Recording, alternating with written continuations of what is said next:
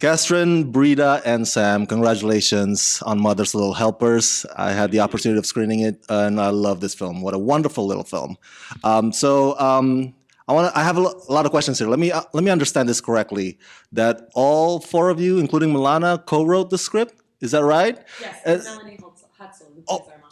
there you go. So, what was that experience like collaborating among all five of you for this project, for one single project? And was it always that, were you always in sync, or were there disagreements along the way? And what was the inspiration behind the story for Mother's Little Helpers? Originally, it was a project that I started working on around 3 years ago when I had experienced a family death, and then I had another unique group death, coming together for the end of a life experience.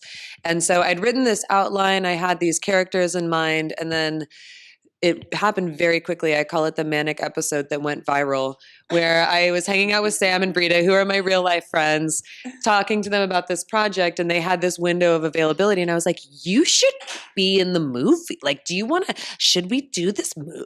What?" And both of them had experienced a similar loss very recently, and it was like both of their dads died on the exact same day, right? Yeah, Almost the exact same day. And they had this. It was one of those staggering stars aligning experiences where we all had this extremely difficult personal loss that was very shared. And so we decided to improvise it. So based off of my meticulous outline and character descriptions, they came in and they wrote all their dialogue. So when we got in the room, I didn't know what they were going to say. So they just busted it out. It's a stuff like a lot of improvised movies. Like if you see like a Christopher Guest movie, everyone comes in, makes up their own characters, does all their stuff and improvises it, but it's written by Christopher Guest. And a lot of Judd Apatow movies do the same thing, like 40-Year-Old Virgin. Even the people who were auditioning for that film would come in and riff jokes, and then that goes into the script written by Judd Apatow. And even with my first feature, there was a lot of improvisation in it. And with this one, I thought, let's all get together and talk about it earlier before we shoot, have everyone bring their ideas in sooner in the process rather than later on the day, like to just, like let's over communicate earlier. And then let's just give credit where credit is due, as most people just haven't. The industry standard is to have people come in and do incredible, brilliant improvising. Like in Ghostbusters, when I think it was Dan Aykroyd, when he was like, he slimed me. That was an improv, but he didn't get credit for that. And I thought that because I was conning the most talented people that I knew into collaborating with me on my project, that it would only be fair to at least give them a co-writing credit for like contributing their souls.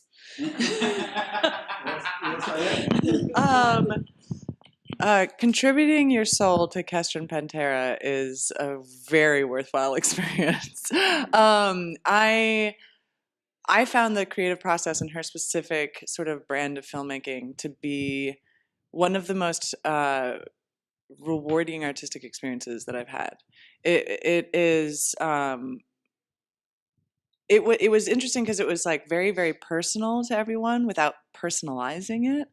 When you see something that people are like, this is my life, like there's nothing my about this movie, and there's nothing, the ownership was shared. And I think that comes from community filmmaking, and also sort of this idea of community filmmaking where people, you don't just hire somebody to do this thing and then hire them to do this thing, and everyone's scared about stepping outside of their box or their, what they've been hired for. This was a environment where everyone just wanted to help as much as they possibly could. And I think that's a testament to what Kestrin's built as a filmmaker already, which is loosely based around the fact that she has a karaoke RV, that she transports people into this alternate universe where they're not afraid to sing at the top of their lungs. And I feel like that translated to her filmmaking, where she got a bunch of her friends together where they weren't afraid to sort of sing at the top of their lungs. And so it was exciting, and improvising very real kind of my father passed away, and trying to understand that, and not just understand how I grieved, but understanding how other people might have grieved around that, and understanding there's as many different types of grief as there are human beings, and then you mix human beings, and so every recipe is like never been seen before and will never be seen again. and knowing that it's all kind of the same. It's a really weird experience. So I was able to understand more things about my personal sisters or my mom or like different things by being able to understand how, like, for instance, how you grieve when you have a parent that's a total asshole.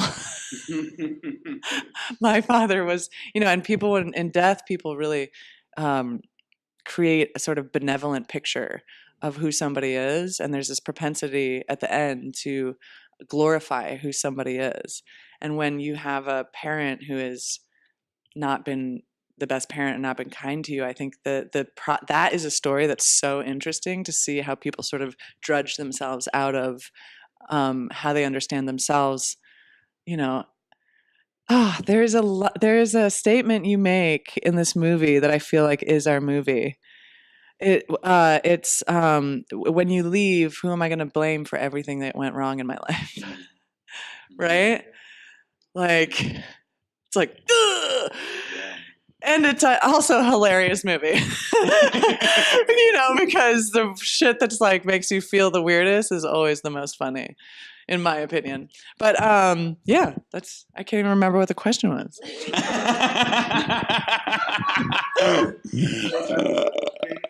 Well, I mean, it was a total pressure cooker. I mean, we were in one house all day, every day, with very little. Milana's house. I felt like, it was such a short amount of pre-production time, and jumping right in. In a lot of ways, I feel like that tension of kind of getting it in and getting it done was lived in our characters and in our scenes. I mean, I remember like Breeda and I driving home a couple nights and sort of like trying to hash out how it's all going and what's happening and how we feel about our place in this group of really strong-minded, creative, awesome people that all have very different opinions. And I feel like it all comes to Kestrin. Kestrin just held this space of freedom, be you, do your thing, and also we've got to get this done. And so that it was a very interesting. It was unlike anything I've ever done before, and I feel like that's kind of why I feel like that the process of making it is such a big part of what the film is as a final product. That authenticity of the characters and what everyone is bringing to the table. Part of why I love this movie is because it reminds me of one of my favorite movies of all time, The Big Chill. Reuniting people over.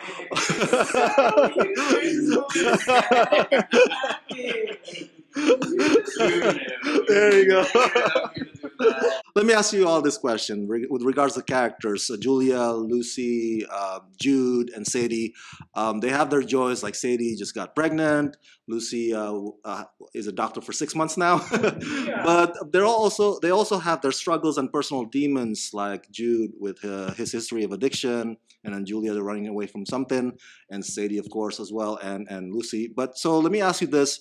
Do you consider these 4 characters damaged souls in need of fixing or healing? Well, I think that everyone in the film is trying to kind of find their own home in a way. And in coming back to this place that's sort of supposed to be that womb that you can kind of find safety and identity and all these things, you're met with these reflections of people that have all these opinions about you, which otherwise known as family. But, the brokenness of this family and the things that have sort of created fissures that no one has really gotten over, either because they're not communicating with one another or whatever. I think it's a character study of people that are just trying to find a place that's theirs. I'd like to interject, actually. Yeah. Okay. I think that for each of our characters. Well, one of the things that I've noticed too is that it depends on how close you are to the fire. So if you're the first child and you were the one that kind of came into like rock star life and kind of derailed the whole situation and you don't have any support, I feel like you're kind of the one that's most likely to get burned. And then if you're the second child, then you at least have this buffer, this human shield that kind of like protects you a little bit from the fire. And then if you're the third kid, then you have like 3 parent options. You're a little bit more set up for success. And if you're the baby, it's like you hit the jackpot. So, I think it like depends on I think it depends on where you are in the family structure and proximity to ground zero. And so for Sam, I would say that yes, because these 2 characters specifically, because they're the oldest in our story, in our world, like they are the ones that protected the characters of Sadie and Lucy and allowed them to succeed. And it was this act of mercy that they gave themselves to allow these other people to have better lives than them. Yeah, it is really interesting when you look at anybody's family. You can have a sibling, each family has its own count of traumas, right? And then like, some are like by the outside world and some are inside the home and some are outside the home. And everybody adjusts differently to those traumas, I think. And so that's why we have, in any family, you have one sibling that didn't adjust. And then you have one that's totally adjusted. And, that's why in families you get, and the one that's totally adjusted also has a weird little secret or this or that, and I think there is something about like birth order in that way when you have a parent who isn't supportive and doesn't have a really solid ground of safety. I hadn't thought of it that way, but yeah, I was thinking, in this story, I played Julia and I'm just not as adjusted. And neither, and its proximity to the fire. It's really heartbreaking when you say it like that. Oh my gosh. And I'm in real life, I'm the youngest in my family. And so I oftentimes think I've been raised by, my 2 older sisters as well. So there's the child as parent and all these things that start happening in our family dynamic of the Pride family in this movie. But it sort of it definitely explores, and I feel like Sadie, Kestrin's character, is the example of the parent child. Mm-hmm. The person who says, okay, my home life is chaos, I don't have a lot of things, so I'm going to keep everyone together. I'm going to become the parent. And she is very much the parent in this family. And so the movie is sort of introduced with her becoming a parent of her own child. And then you also really see that in families over and over again, where the parent in the family gets their own kid and all of a sudden they can't parent their siblings anymore. And so there's these really fabulous transitions of death and birth in our movie of like, and who the parent is and flip-flopping through that. You want to ask another question, but I think it's also coming home, the archetype of a mother and seeing a mother as a child and then growing up and recognizing their legitimate limitations and trying to figure out who you are in the midst of this understanding that your parents can be compromised in some way. If this movie doesn't get people to want to wear Crocs, I don't know what will. Something happens to a pair of Crocs in this film, which we shan't spoil. However, I did need to buy an extra pair of backup Crocs for reshoots, and they were in my closet, and they're good, probably. I have started wearing, non-ironically, and without intention, I have become a secret closet Croc wearer of sorts, which when you watch the movie, you will understand that that's a loaded phrase.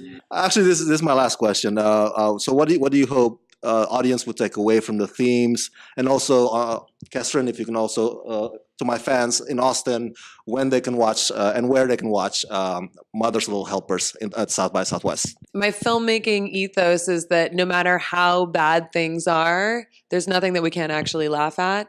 And I'm really excited for everyone to see Mother's Little Helpers. It is world premiering tonight in Austin at South by Southwest Film Festival at the Alomar Draft House, Lamar, at 9:30 p.m.